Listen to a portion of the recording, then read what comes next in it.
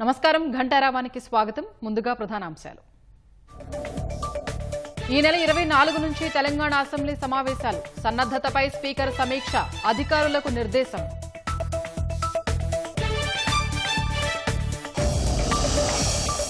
రాష్ట్రంలో 500 కోట్ల పెట్టుబడి పెట్టేందుకు మైక్రోలింక్ సుముఖత.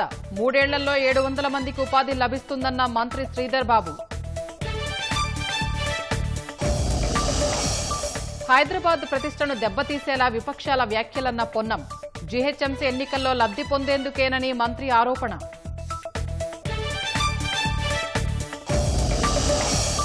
సాంకేతిక సమస్యతో మధ్యాహ్నం నుంచి ఆగిన రిజిస్ట్రేషన్లు. ఆధార్ ఈకేవైసీ వెరిఫికేషన్ సమస్యతో తప్పని తిప్పలు.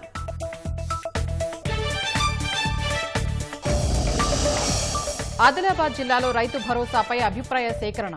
అందరి అభిప్రాయాలతోనే విధి విధానాలు ఖరారు చేస్తామన్న భట్టి.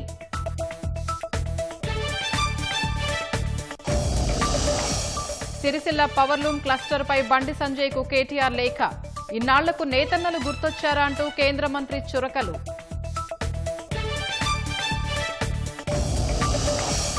నీటి యూజీ 2024 పరీక్షపై విచారణ జూలై 18కి వాయిదా. కేంద్రం ఎన్టీఏ అఫిడవిట్లు పిటిషనర్లకు చేరేలా గడువిచ్చిన కోర్టు.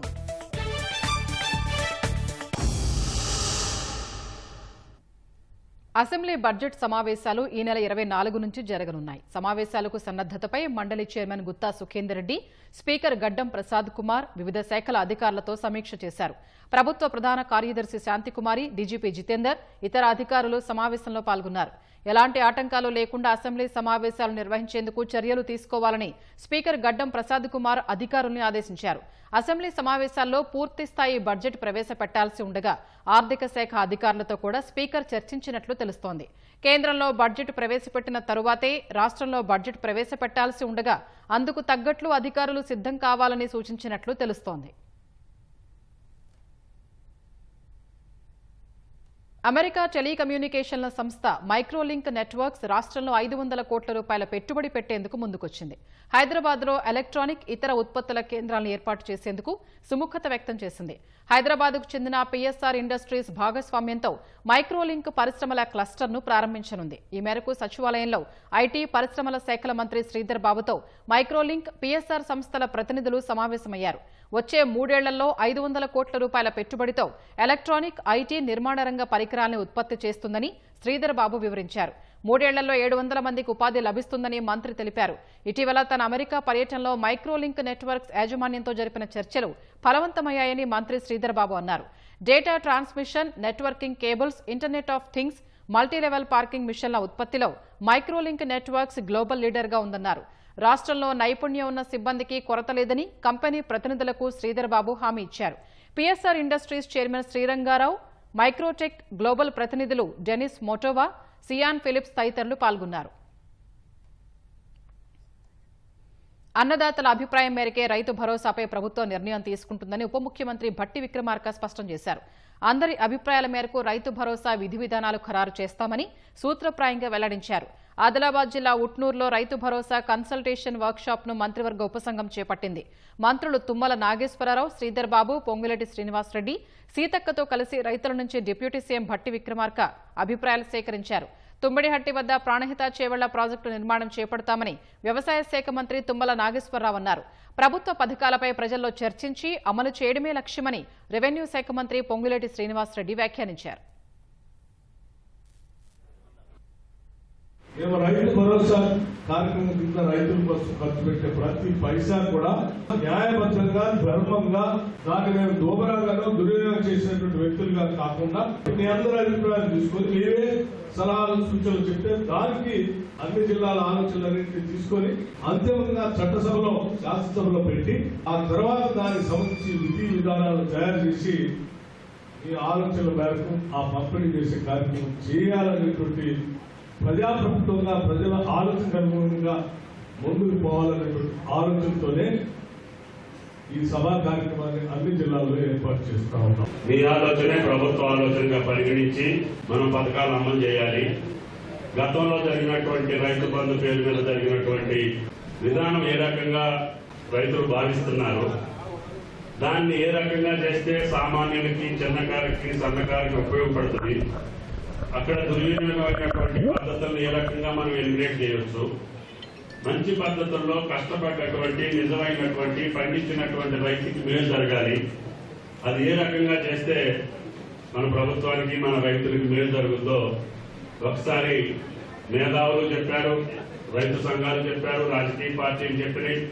కానీ అసలు రైతు మనసులో కూడా తెలుసుకోండి మీరు వెళ్ళి, తద్వారా మనం నిర్ణయం చేద్దామని చెప్పి ముఖ్యమంత్రి గారు మా నలుగురిని సబ్ కమిటీలో పెట్టి పంపించారు. 4 గోడల మధ్యలోనే గత ప్రభుత్వం చేసినట్టు కాకుండా పేదోడు ప్రభుత్వంగా ఎన్నుకున్న ఈ ప్రభుత్వం మీ సూచనలు, సలహాలు తీసుకున్న తర్వాతనే మీకు న్యాయబద్ధంగా ఉపయోగపడే విధంగా, పేదోడికి అందే విధంగా చెయ్యాలి అన్నది గౌరవ ముఖ్యమంత్రి రేవంత్ రెడ్డి గారి ఆలోచన. ప్రజల మధ్యకు వచ్చి ప్రజలతో చర్చించి మీ అభిప్రాయాలు సేకరించి దానికి అనుగుణంగా చేయాలన్నదే ఈ ప్రభుత్వం యొక్క ముఖ్య లక్ష్యం. పాలన అనుభవం లేని నాయకత్వం ఎలా ఉంటుందో హైదరాబాద్ నుంచి తెలంగాణ పల్లెటూళ్ల వరకు అంతటా కనిపిస్తోందని భారాస కార్యనిర్వాహక అధ్యక్షుడు కేటీఆర్ ఆరోపించారు. హైదరాబాద్లో శాంతి భద్రతలపై పత్రికల్లో వచ్చిన కథనాల్ని ఎక్స్లో పోస్ట్ చేసిన ఆయన 10 ఏళ్లు ప్రశాంతంగా ఉన్న నగరంలో వరుస హత్యలు, పేట్రేగిపోతున్న అంతర్రాష్ట్ర ముఠాలతో ప్రజల జీవితాలకు భద్రత లేదని ఆక్షేపించారు. కుప్పకూలిన స్థిరాస్తి రంగం పాలనా వైఫల్యాల్ని వేలెత్తి చూపుతోందని ఆరోపించారు. తరలిపోతున్న పెట్టుబడులు ఉపాధి అవకాశాల్ని దెబ్బతీస్తున్నాయని తెలిపారు. కాంగ్రెస్ అధికారానికి రాగానే గడియ గడియకు ఏమిటి పవర్ కట్ అన్న ఆయన సేఫ్ సిటీగా ఉన్న నగరంలో క్రైమ్ రేట్ ఎందుకు పెరుగుతోందని ప్రశ్నించారు. విశ్వనగరంగా తీర్చిదిద్దడానికి 10 ఏళ్లు కష్టపడి పునాదులు వేస్తే అధికారంలోకి రాగానే ఆగం చేస్తే ఎలా అని నిలదీశారు. దేశ రాజధాని చుట్టూ చక్కర్లు కొట్టడంపై ఉన్న శ్రద్ధ చిక్కుల్లో కొట్టుమిట్టాడుతున్న రాష్ట్ర రాజధానిపై లేకపోతే ఎలా అని ప్రశ్నించారు. హైదరాబాద్ దెబ్బతింటే రాష్ట్రంతో పాటు దేశానికి నష్టమని ఆందోళన వ్యక్తం చేశారు. రాష్ట్రానికి ఆదాయ వనరుగా ఉన్న హైదరాబాద్ను అభివృద్ధి చేయాల్సిన బాధ్యత కాంగ్రెస్ సర్కారుపై ఉందని కేంద్ర మంత్రి కిషన్ రెడ్డి హితవు పలికారు. బస్తీ బాట కార్యక్రమంలో భాగంగా హైదరాబాద్ ఎర్రగడ్డ డివిజన్లో పర్యటించారు. భారాస కాంగ్రెస్ ప్రభుత్వాలు రాష్ట్రాన్ని అప్పులపాలు చేశాయని, కనీసం వడ్డీ కట్టలేని స్థితిలోకి నెట్టివేశాయని దుయ్యబట్టారు. హైదరాబాద్లో మౌలిక వసతుల కల్పనపై సీఎం రేవంత్ రెడ్డి ఇకనైనా దృష్టి పెట్టాలని కిషన్ రెడ్డి డిమాండ్ చేశారు. హైదరాబాద్ ఒక ఐటీ సిటీ కాదు. హైదరాబాద్ అంటే అమర్పూర్, గౌలిగూడ, ఓసిటీ, చార్మినార్ ఇవేవి కూడా పట్టించుకోలేదు. కాబట్టి తప్పకుండా రానున్న రోజుల్లో ఈ విషయంలోనే మేము అన్ని రకాలుగా అన్ని ప్రాంతాలను కూడా సమాంతరంగా అభివృద్ధి చేసేటువంటి ప్రయత్నం చేస్తామని ఈ సందర్భంగా మనయిస్తున్నాం. మనం 100 సంవత్సరాల స్వాతంత్ర పండుగ 2047 టార్గెట్ గా పెట్టుకొని ఆ రోజు వరకు మనము అభివృద్ధి డెవలప్డ్ కంట్రీగా ఎమర్జ్ అయ్యి ప్రపంచంలో ఏవైతే అభివృద్ధి చెందిన దేశాలు ఉన్నాయో ఆ దేశాల సరసన మన దేశం కూడా ఉండాలి అనేటువంటి లక్ష్యం పెట్టుకొని వికసిత్ భారత్ పేరుతో అభివృద్ధి చెందిన దేశంగా ఎదగడం కోసం అన్ని రంగాలలో కూడా మనం ముందుకెళ్లాల్సినటువంటి అవసరం ఉంది. వచ్చే జీహెచ్ఎంసీ ఎన్నికల్లో లబ్ధి పొందేందుకే హైదరాబాద్ నగర ప్రతిష్టను దెబ్బతీసేలా కిషన్ రెడ్డి మాట్లాడుతున్నారని మంత్రి పొన్నం ప్రభాకర్ మండిపడ్డారు. హైదరాబాద్ పార్లమెంటు సభ్యునిగా 5 ఏళ్లు పర్యాటక మంత్రిగా భాగ్యనగర అభివృద్ధికి చేసిందేంటని కిషన్ రెడ్డిని ప్రశ్నించారు. హైదరాబాద్లో అక్రమ కట్టడాలు, భూ కబ్జాలతో అస్తవ్యస్తం కావడానికి కారణం కేటీఆర్ఏనని ఆరోపించారు.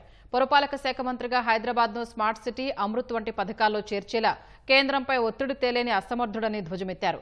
బోనాల పండుగ తర్వాత బస్తీబాట కార్యక్రమాన్ని ముఖ్యమంత్రి చేపడతారని మంత్రి స్పష్టం చేశారు. మీరు కేంద్ర మంత్రి అయిన తర్వాత హైదరాబాద్ ఇన్ఛార్జ్ మంత్రిగా మిమ్మల్ని గౌరవంగా కలవడానికి వచ్చిన హైదరాబాద్ సంబంధించిన అభివృద్ధిలో సహకారం అడిగినాం. కానీ ఇక జిహెచ్ఎంసీ ఎన్నికలు దగ్గరికి వస్తున్నాయని రాజకీయ ఆట కోసం హైదరాబాద్ ను విమర్శిస్తే మన ముఖం మీద మనం ఉమ్మేసుకున్నట్టే.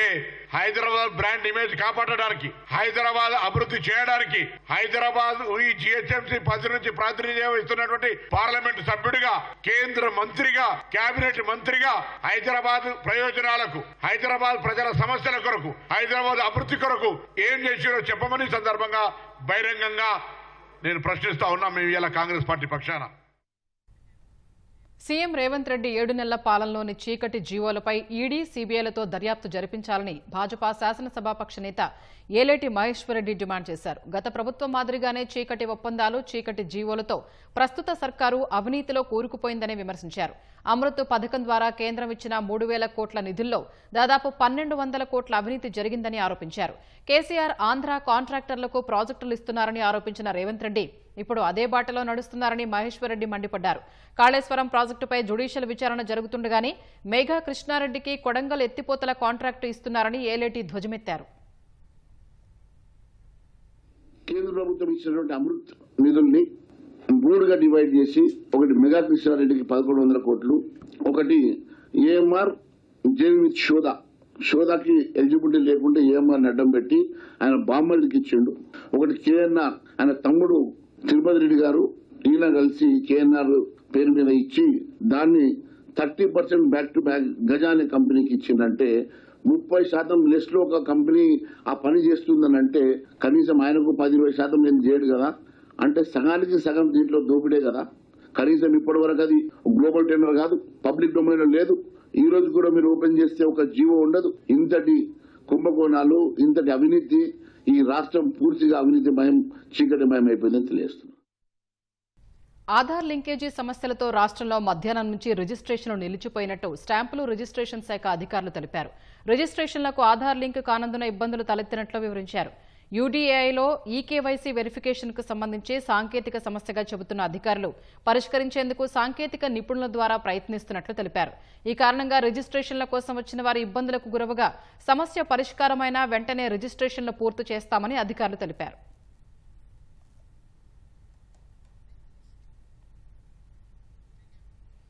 కాళేశ్వరం ప్రాజెక్టులోని మేడిగడ్డ, అన్నారం, సుందిళ్ల ఆనకట్ల నిర్మాణంలో 50 మందికి పైగా సబ్ కాంట్రాక్టర్లు పనులు చేశారని జస్టిస్ పీసీ ఘోష్ కమిషన్ గుర్తించినట్లు తెలిపింది.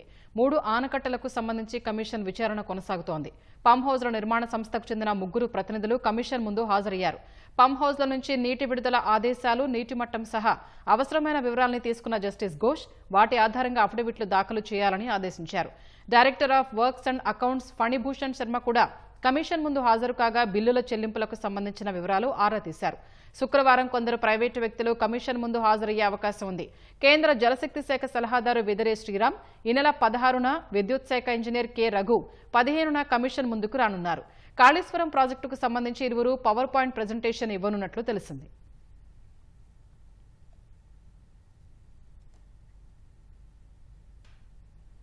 సిరిసిల్లలో మెగా పవర్లూమ్ క్లస్టర్ ఏర్పాటు చేసేందుకు కృషి చేయాలని కేంద్ర హోంశాఖ సహాయ మంత్రి బండి సంజయ్ను భారాసా కార్యనిర్వాహక అధ్యక్షుడు కేటీఆర్ కోరారు.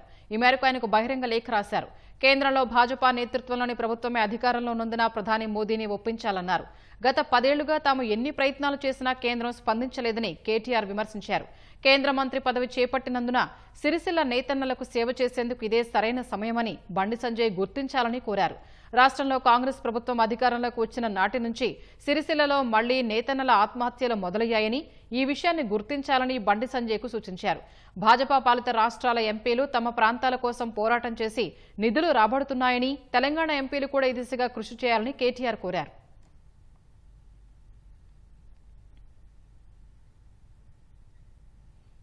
సిరిసిల్లలో మెగా పవర్లూమ్ క్లస్టర్ ఏర్పాటు చేసేందుకు కృషి చేయాలంటూ కేటీఆర్ రాసిన లేఖపై కేంద్ర హోంశాఖ సహాయ మంత్రి బండి సంజయ్ ప్రశ్నలు సంధించారు.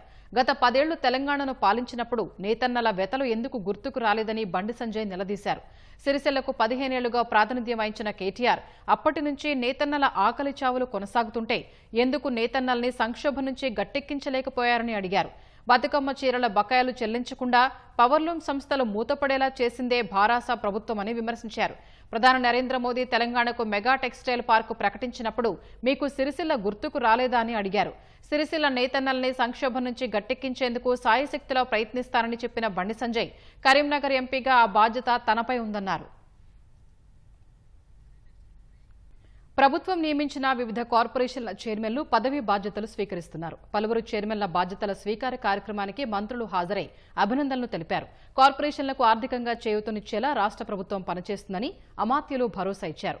నమ్మకంతో తమకు అప్పగించిన పనిని బాధ్యతగా నెరవేర్చి కార్పొరేషన్లకు వన్నె తెస్తామని కొలువు తీరిన కొత్త చైర్మన్లు చెప్పారు. రాష్ట్రంలో త్వరలోనే నూతన ఎగుమతుల విధానం తీసుకొస్తామని పరిశ్రమల శాఖ మంత్రి శ్రీధరబాబు స్పష్టం చేశారు. ట్రేడ్ ప్రమోషన్ కార్పొరేషన్ సంస్థ చైర్మన్ గా హైదరాబాద్ బషీర్బాగ్ లో ప్రకాష్ రెడ్డి బాధ్యతల స్వీకార కార్యక్రమానికి మంత్రి శ్రీధరబాబు హాజరయ్యారు. గత ప్రభుత్వ హయాంలో నిర్వీర్యమైన కార్పొరేషన్లను బలోపేతం చేస్తామని హామీ ఇచ్చారు. ఎన్ని ఇబ్బందులు వచ్చినా, ఎన్ని కష్టాలు వచ్చినా కాంగ్రెస్ పార్టీని విడిచి పోకుండా ఉండి అనేక మంది మా నాయకులకు సంబంధించిన ఒక స్ఫూర్తిగా ఈరోజు ప్రకాష్ రెడ్డి గారిని కాంగ్రెస్ పార్టీ ప్రభుత్వం నియామకం చేయడం జరిగింది. కాంగ్రెస్ పార్టీ ప్రభుత్వం రాగానే ఒక పాలసీ విధానం, ఎక్స్పోర్ట్ పాలసీ విధానం తీసుకొచ్చే కార్యక్రమంలో జరుగుతూ ఉన్న సందర్భంలో మంచి పేరు సాధించుకొని ముందుకు పోవాలని తెలంగాణ ప్రభుత్వానికి సంబంధించిన ఇండస్ట్రియల్ ఇన్ఫ్రాస్ట్రక్చర్ కార్పొరేషన్ కు సంబంధించి మా సోదరిమణి నిర్మలా జగ్గారెడ్డి గారు కూడా పదవి బాధ్యతలు చేపట్టడం జరిగింది. వారికి కూడా శుభాకాంక్షలు తెలియజేస్తా ఉన్నాం. పారిశ్రామిక మౌలిక సదుపాయాల కార్పొరేషన్ చైర్మన్ గా అవకాశం ఇచ్చినందుకు సంతోషంగా ఉందని టీజీఐఐసీ చైర్పర్సన్ నిర్మలా జగ్గారెడ్డి అన్నారు. తెలంగాణ పారిశ్రామిక మౌలిక సదుపాయాల కల్పన కార్పొరేషన్ చైర్పర్సన్ గా నిర్మలా జగ్గారెడ్డి బాధ్యతలు స్వీకరించారు. ఒక మహిళగా గుర్తించి ఇచ్చినందుకు మరొకసారి ముఖ్యమంత్రికి కృతజ్ఞతలు తెలియజేసుకుంటున్నాను. మనస్ఫూర్తిగా ముఖ్యమంత్రి గారి డైరెక్షన్లో, మినిస్టర్ శ్రీధర్బాబు డైరెక్షన్లో వాళ్ళు వెన్నంటూ ఉండి నన్ను నడిపిస్తారని ఆశిస్తూ నా వంతు కృషిగా కర్తవ్యాన్ని నెరవేరుస్తానని తెలియజేసుకుంటున్నాను. హైదరాబాద్ గన్ ఫౌండరీలో తెలంగాణ రాష్ట్ర సహకార యూనియన్ లిమిటెడ్ చైర్మన్ గా మానాల మోహన్ రెడ్డి బాధ్యతలు స్వీకరించారు. మాజీ మంత్రి పెద్ది సుదర్శన్ రెడ్డి, ప్రభుత్వ విప్ ఆది శ్రీనివాస్ హాజరై చైర్మన్ ను అభినందించారు. రాష్ట్ర గిడ్డంగుల సంస్థ చైర్మన్ గా రాయల నాగేశ్వరరావు హైదరాబాద్ నాంపల్లిలో బాధ్యతలు స్వీకరించారు. మంత్రులు తుమ్మల నాగేశ్వరరావు, పొంగులేటి శ్రీనివాస్ రెడ్డి హాజరై అభినందనలు తెలిపారు. రైతు సేవలో సమర్థవంతంగా పనిచేయాలని అమాత్యులు ఆకాంక్షించారు. రాష్ట్రంలోని కార్పొరేషన్స్ అప్పుల్లో కూరుకుపోతే కొత్తగా కార్పొరేషన్లకు చైర్మన్లను నియమించడం అంటే ఖజానా దుబారా చేయటమేనని భాజపా మాజీ ఎమ్మెల్యే ఎన్వీఎస్ఎస్ ప్రభాకర్ అన్నారు. రాజకీయ పునరావాసం కోసం మాత్రమే కార్పొరేషన్ పదవుల నియామకమని ఆరోపించారు. ప్రభుత్వ సలహాదారుల నియామకాన్ని రద్దు చేయాలని గవర్నర్ను కోరతామని, అవసరమైతే న్యాయ పోరాటానికి దిగుతామని హెచ్చరించారు. కాంగ్రెస్ ఇచ్చిన రైతు రుణమాఫీ హామీపై ప్రజా అభిప్రాయం అవసరమా అని ప్రశ్నించారు.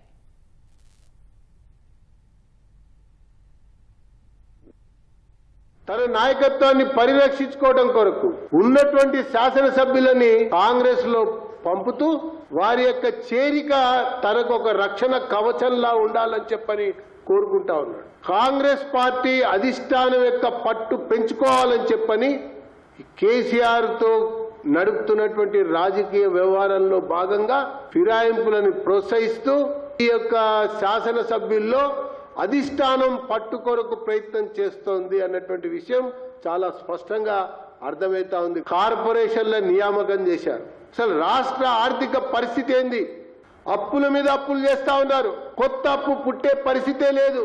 ఆ కార్పొరేషన్లు ఇప్పటికే అప్పులు చేసి ఉన్నాయి. మళ్ళీ కొత్తగా చైర్మన్ల నియామకం అంటే ఖజానా దుబారా చేయటమే. ఈ కార్పొరేషన్లని రద్దు చేయాలని చెప్పని భారతీయ జనతా పార్టీ గవర్నర్ని కలిసి కోరబోతోందని చెప్పని నేను పేర్కొంటా ఉన్నా. వరంగల్ జిల్లా చెన్నారావుపేట మండలం 16 చింతల్ తండాలో దారుణం చోటు చేసుకుంది. సమీప గ్రామానికి చెందిన మేకల బన్నీ అనే యువకుడు ప్రియురాలి కుటుంబ సభ్యులపై కత్తితో దాడికి తెగబడ్డాడు. దాడిలో అమ్మాయి తల్లి సుగుణ అక్కడికక్కడే చనిపోగా తండ్రి శ్రీనివాస్ నరసంపేట ప్రభుత్వ ఆసుపత్రికి తరలిస్తూ ఉండగా ప్రాణాలు విడిచాడు. ఈ ఘటనలో అమ్మాయితో పాటు సోదరుడు మదన్కు గాయాలు కాగా ఎంజీఎం ఆసుపత్రికి తరలించి చికిత్స అందిస్తున్నారు.